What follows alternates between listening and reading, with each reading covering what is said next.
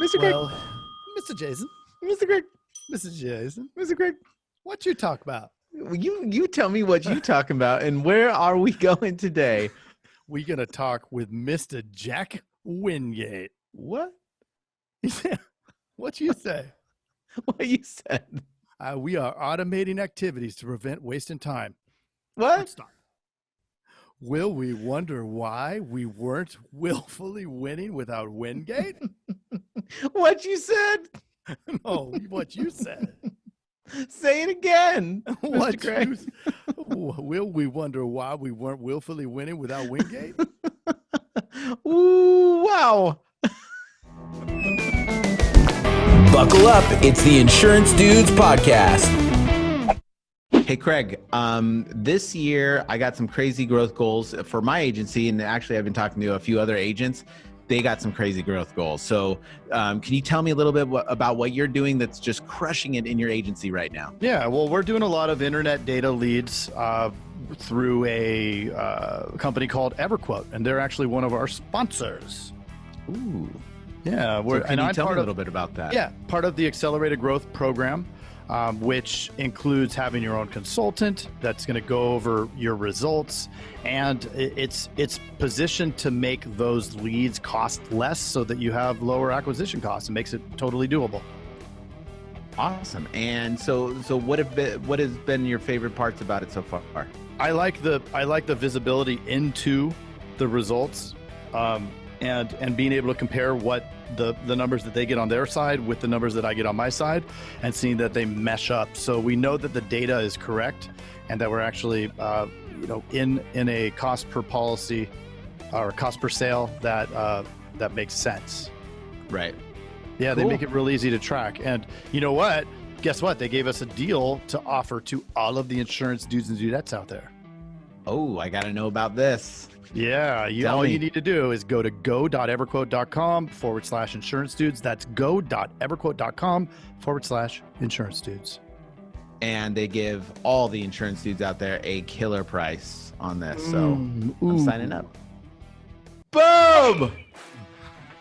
That's what we do. We just go boom. Can we get a Boom! boom? What up, Jack? Hello, Jack. How are y'all doing? Good. How you doing, man? I'm good, man. Trying to knock out some of the tedious items of the day, like when you post a blog article, the other 3 hours it takes to post them all to social media appropriately. I mean, good Lord. There's a virtual assistant for that. Yes. And it's funny because what I'm doing right now is I'm like, okay, because I do it very meticulously. And so I'm like, I'm going through and sort of recording. This is what I do. Virtual assistants are awesome. It's like they're a 2-year-old. You have to walk them through quickly. So anyways. It's a stress. Like, honestly, like I use virtual assistants, and there is a stress to, like, okay, I have to write out this list, and it's got to, it's like, it's incredible how detailed you have to be. Oh, most definitely. But once you create that system, then it's simple. Good. Yeah. And it's funny because you'll hear, I mean, where are you guys at? I am in Arizona and California.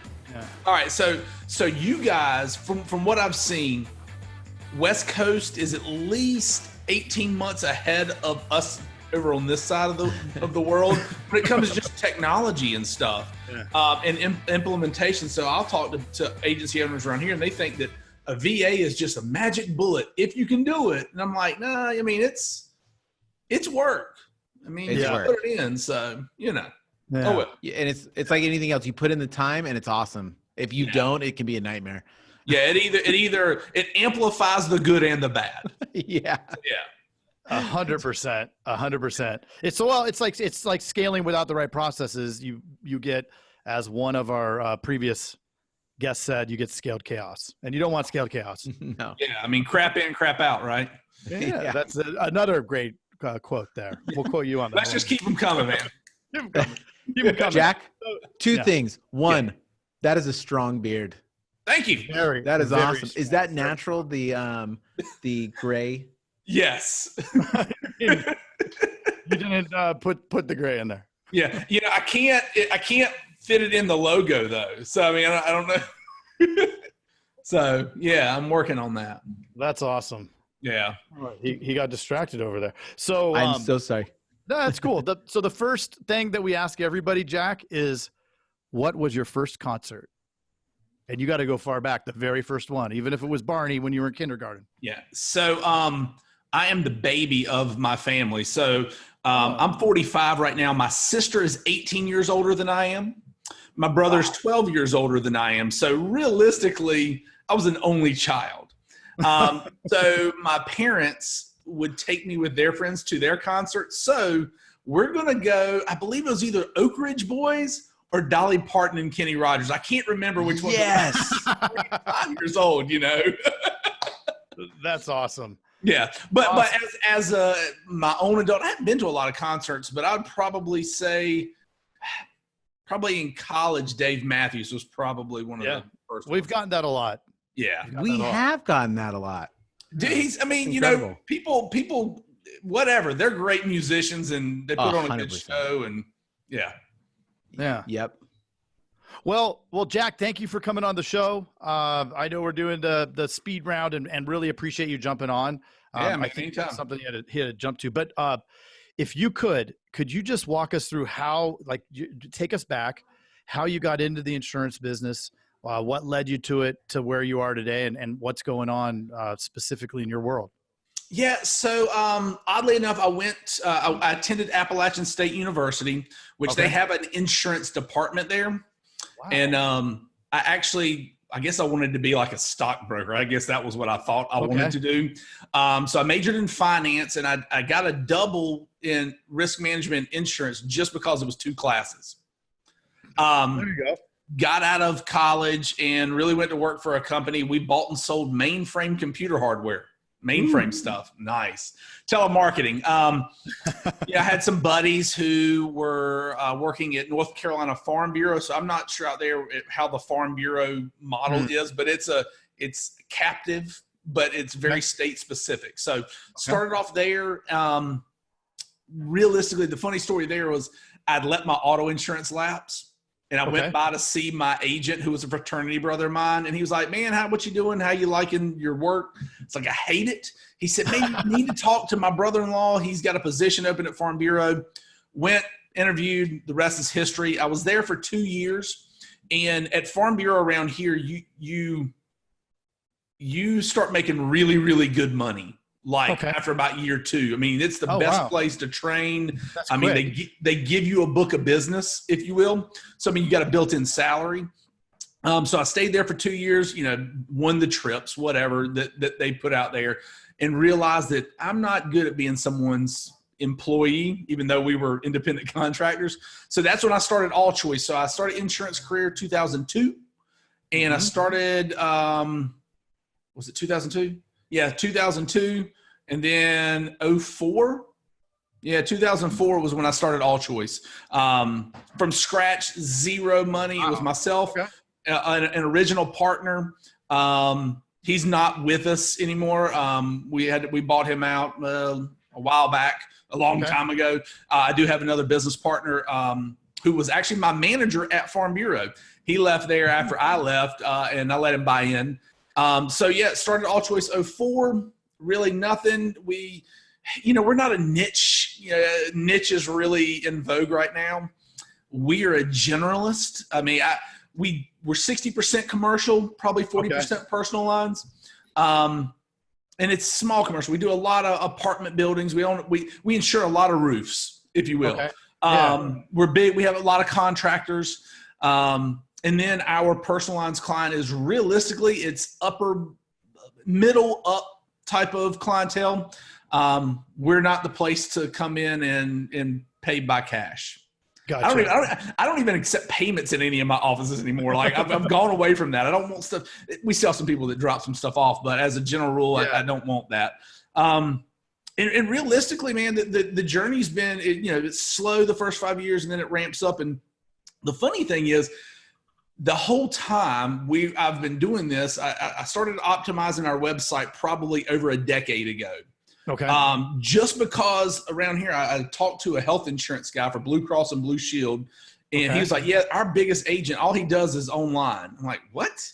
And so at that point in time, I took our website from a picture to actually writing content. So when people talk about SEO, it's not a magic bullet. It's decades worth of work. But, over that ride, I think about 6 years ago, I looked at and started using Infusionsoft as a CRM. Yeah. Back then, I could not make the ROI work. So I used it for probably 6 months to 8 months. And I was just like, it's too much work, too much double entry. At that time, I mean, you're counting dollar bills like what's an expense that I can get rid of. And so I got rid of that at that point in time. And it's funny because now Infusionsoft runs my agency. So it's sort of like, I'm not going to say I was smart and I was an early adopter. It was probably just sheer luck. Me looking at it and going, there's a better way to do what we do. Right. Well, I think in the beginning, right, you're so focused on working in the business, right? You're operating the business. You're putting out fires nonstop. That taking time out, right? Position, taking a step back, just like what we were talking about a little earlier. Actually creating the system, because it's not like you can just plug it in and it just starts working. You've got to build it, right? And then once it's built, life is easy, right? Or easier. I don't think life is ever easy, but what it does is create those efficiencies so that then you can focus on higher value transactions or higher value activities. Yeah. And, I hear and I agree with the work on your business, not in your business. I agree with that wholeheartedly, but I think that a lot of I'm not going to say older. I'm one of those guys. I used to be the youngest guy in the room. Now I feel like I'm I know. But I hear people like myself. It's real easy for me to go, oh, you need to work on your business. Man, a lot of the young guys, they hear that and they lose track of the site that you got to go sell something. So even to this day, my wife gets on me all the time. She's like, all you do is work.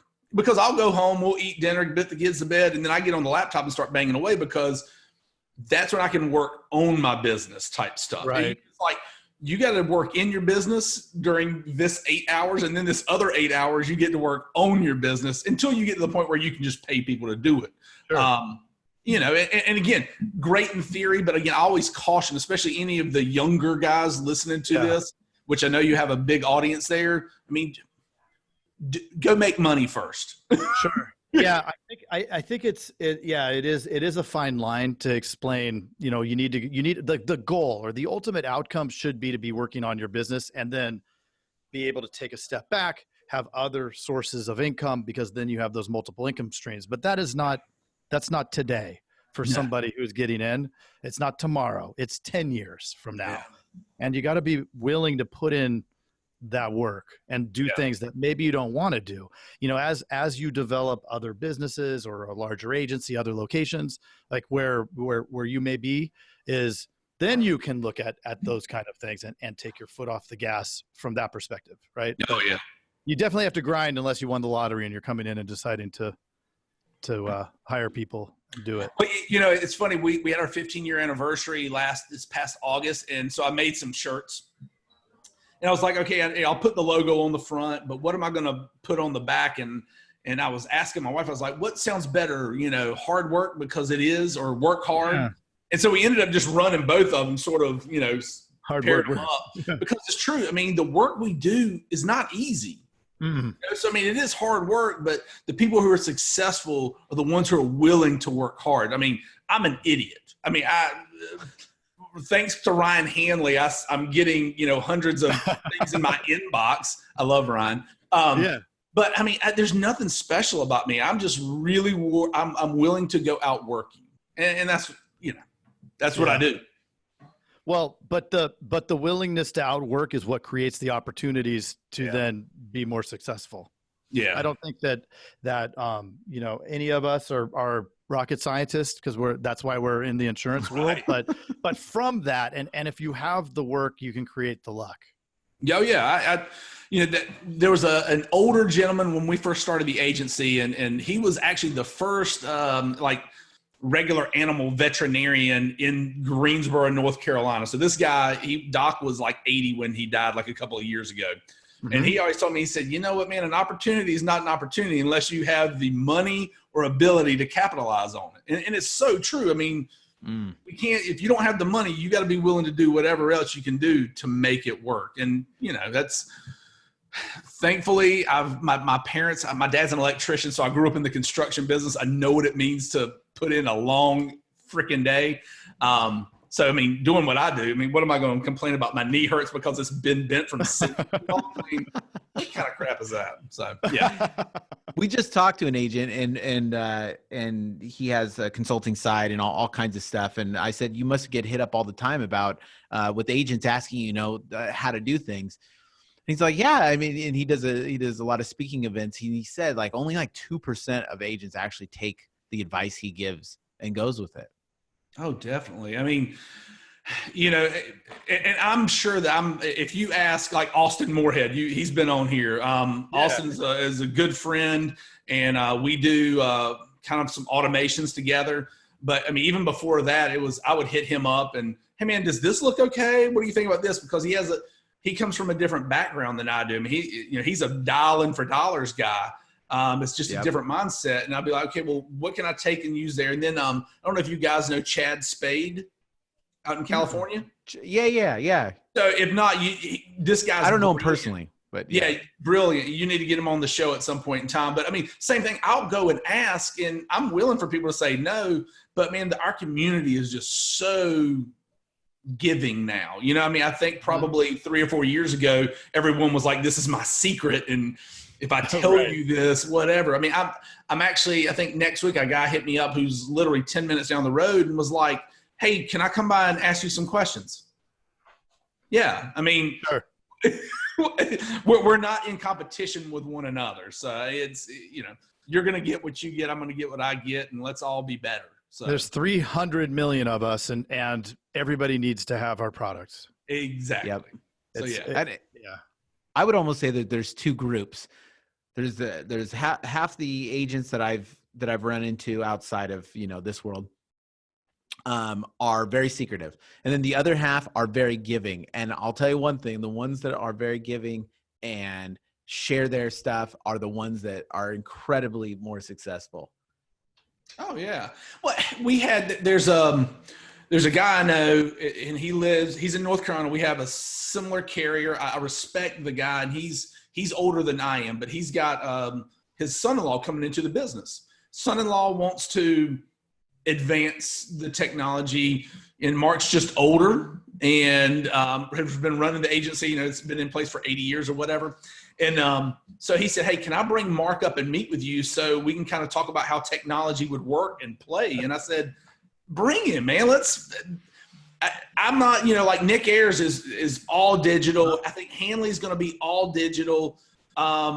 Then you've got the older crowd that's all, you've got to come into my office. I think I'm somewhere right in between. And I think maybe my place in this industry or this world that we're in right now is that I can see and speak both sides.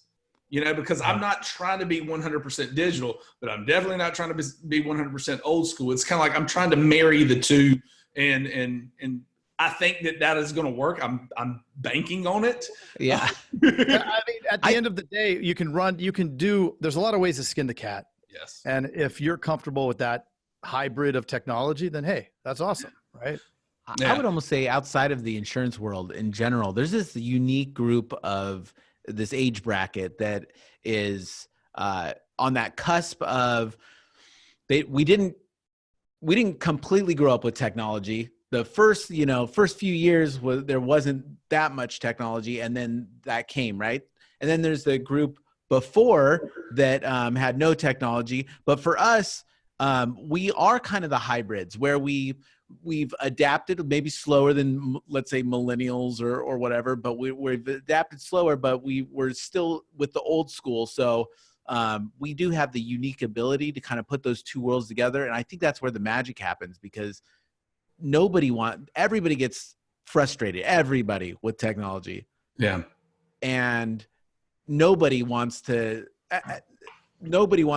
set with no technology. Well, and I think for me, the way I like kind of the aha, the light bulb that went for me was, when I first opened the agency, the question was, do I get an agency management system? Like, oh my gosh, or do I just keep these paper files? Real quick, you move there. Like literally after 2 months, I'm like, I can't store all these papers, So at some point in time, there's a transition to where you look and say, there's a segment of the population that only ever will want to go and do online. They don't care about the value that you can bring. And honestly, and you guys can probably attest to this, people just like this. We complain as an industry about bastardizing, ourselves really. And it's all price. It's price. And you're like, I don't want to sell on price. But the way they sell is on price. So what I've thought about doing and what we've transitioned to is, if all you care about is the number, I can't really help you. Price matters, yes. But when I'm doing my presentations now, it's here are your options. Yeah, here's your apples to apples. But here's these other options, and here's why I think you might want to go with that. And really, on a personal line side, it's real easy. I mean, it's a platinum, gold, silver, bronze. We're all used to seeing that when we're signing up for anything. Do you want the platinum package? So I would say, and I don't have a scientific on this, I need to, about 70% of the time, people are going to choose the upper package from what they have because I took the time to explain it. So we take technology. So you would sit across the desk from me and we would have this conversation. Well, then we went to the thing where I'm just going to email you the quotes. I'm going to email you, and all you're going to do is pull up and look at the price. Well, now that we can use, video proposals, and we can do all these things and set up all these wonderful things, we're getting back to the kitchen table, instead of just throwing a number out. So that's I'm hoping and banking that's how it's going to be, because I've got to show some value, because otherwise we're a widget. Yep. Yeah. And I mean, even like what we're doing right now, I mean, we just talked about this with somebody else, but it feels like we're in the same room. Yeah. You know what I mean? Like we've went through some interesting times where it was like, okay, we have this new technology and we see that, okay, everything's going to be automated. Everything's going to be this in the future. But then now it's, as we've advanced more, now we're able to bring in some of the old feel and stuff like that. And that actually feels better. So it's like, okay, now it's going to be this hybrid. It's going to be more of this, I think in the insurance space, there's nothing more valuable than the trusted advisor. Like, you know what I mean? Like for you, to your point, being able to bring up multiple options, say, this is why I advise this. Now you're placing yourself as a valuable asset in that person's life, because you're going to dads give their kids advice. They don't tell them what to do. They don't just tell them one sometimes thing. We need to. Yeah. I know, that's what I was just thinking. Well, and to that end, I think with some of the older generation, when you start talking technology, they automatically take it right to the I'm only doing digital stuff. And people ask me, okay, well, you're using VAs and you're using technology. I'm like, take the fact that I have VAs out of the equation. The way I have the technology set up and built with Infusionsoft, unlike a lot probably that use it for its sales component and, following up on leads, mine is almost more process driven. So I'm driving endorsements and everything. I'm making it to where I could plop a butt in a seat and that person without much knowledge is told what to do. I'm just making the assembly line, if you will. Was it Dr. Billy Williams? It's your assembly line like a vehicle. Same thing. I mean, that's what I'm doing. I just choose to have VAs do the stuff that is low dollar value. I mean, do you really need your guy that you're paying $20, $30, $40 an hour making a change? I mean, right. That's ridiculous, Yeah. So. Well, yeah, and folks will jump on the thing that may be easier just because they're busy, but we have to help as the leader allocate the resources and point them in the right direction, right? And help them understand, because maybe the guy that's getting the $40 that isn't in my agency is no, it's not in my agency either. I didn't want to. But the person who's making the most shouldn't be doing the activity that's the easiest to fill. right? Yeah. And it's the same with any business. Mhm. You know, but for whatever reason, sometimes we think ourselves out of that. And if we don't help direct the traffic on that, you know, somebody will take the payment before they pick up the phone to make another sales call, right? Well, Because I was busy taking payments. Well, okay. exactly. Yeah. And to me, and I've had this discussion, and it's tough because I agree. A lot of times it's just as easy for me to go and make that auto change. But what I wanted to get out of was, if you have staff of any, it doesn't matter, VA, regular, doesn't matter, unless there's a process in place, it's not going to happen the same way every time. And for me, I think that we as consumers like the Amazon effect, that we know when we click this button, this is going to happen. And so now with our endorsement process, just for example, you know, yes, if he just goes and does it, it's fine. But if we have him enter it the way it's supposed to, it triggers an automation that talks to the customer that says, hey, we're working on this. We got your request. And why we did that was because someone would call in, hey, I need to change a car. Okay, we'll get it taken care of. A day later, you get the same call. Hey, did you get that? Did you take care of that? Did you actually get this? So now I've taken that phone call out of the equation because they're getting communicated with by email and text. And then when it gets finished, whether it's we finish it, a VA finishes it, they close the ticket, the person gets, you know, automatically, because kind of what we've done with the VA is they get an email and a text and say, hey, we're done with this. Oh, by the way, here's your auto ID card. Here's the premium. All the things that we normally get questions on, I try to build the automation to go, here, because I don't want the call anymore. And again, the experience is so much better. And when we don't do that, it's funny. Some of the people who make way too many changes in our agency, like clients, if one of our people does not follow the process, we'll get a call. Hey, what's going on? And I'm like, guys, that's why you follow the process. That call never happens. That's awesome. Yeah. Great. Yep. Well, we're up against the wall here. So I want to ask you one last thing. If you were to give one piece of advice to somebody jumping into the agency, let's take you back to 2004, but in today's world, that wants to open an agency or jump into this industry, what would you tell them? Yeah, but wow, that's a loaded one right there. You know, one, it's a great decision, but if I was to look now at the success that we have, it's because I don't get bogged down into thinking that this is the only way to do this business. You can make money and be successful in insurance, but I think it's important to also look at other businesses, other industries, and see what's successful there and bring it in. I mean, we're all just business owners. We're all just trying to go out and get customers and retain customers. Yeah. We happen to sell insurance, and that's great. So yeah, I would, work hard and be open-minded. That's kind of where I would go with that. Jack, that is so awesome. Thank you. You know what? And I would encourage people just to check out your website because it's really well done, and it puts a heavy emphasis on those Google reviews. And that's like the mantra of the day. Everybody we've talked to, it's Google reviews have come up. Yep. And they're critical. I'll give you a tidbit here to end the show here. We started focusing on that. You know where we get the majority of our reviews from? Our endorsement process, because the last text that they get has a bit.ly link in there, and the wording is something like, hey, we finished your stuff. There's one more thing we need you to do. And it takes you right to a page that if you have a bad thing, it comes to me. And if it has a good thing, it goes to Google. But there you go.